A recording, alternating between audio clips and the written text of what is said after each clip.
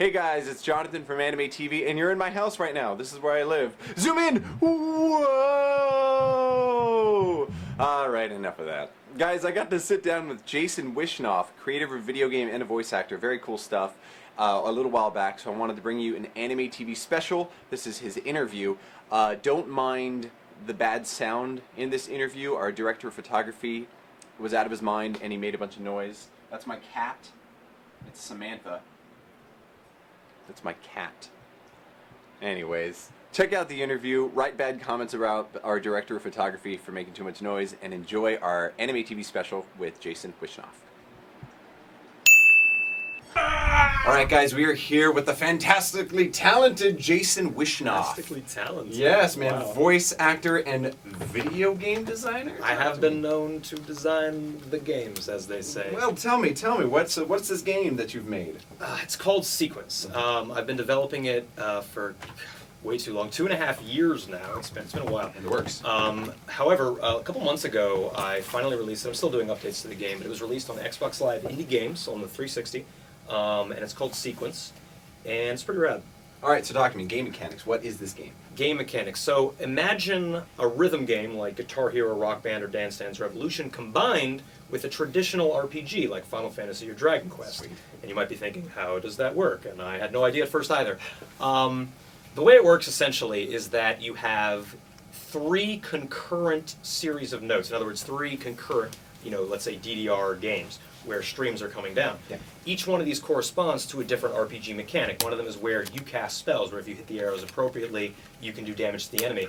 Another one is where they attempt to attack you, and if you hit the arrows, you will not take damage. And finally, the third one is for regaining mana.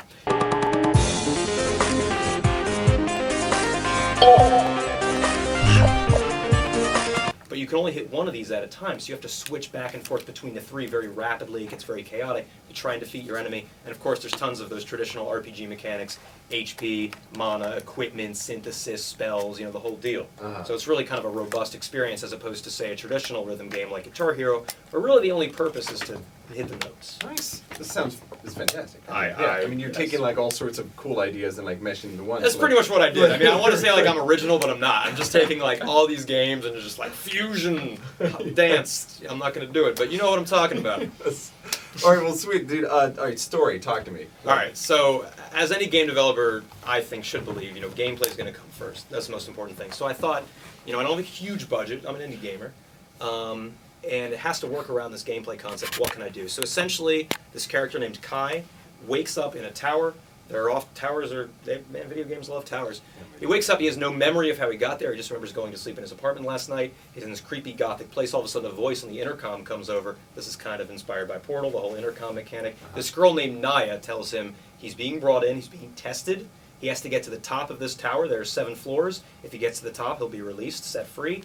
She can't tell him why he's there. Her only job is to help him get to the top. Fun. So you get to experience why throughout the... Exactly. It's kind of a mystery type thing. There's a lot of twists and turns. There's a guardian at the end of each floor, and the guardians are all fairly ridiculous. Bosses, yes. Of course. One of them is obsessed with Mexican food. One of them is pretending to be a text-only RPG narrator. One of them is a Victorian-era gentleman English rap battler.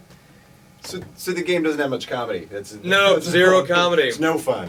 The 2 barged into the room, desperate, fumbling in the dark like retarded badgers.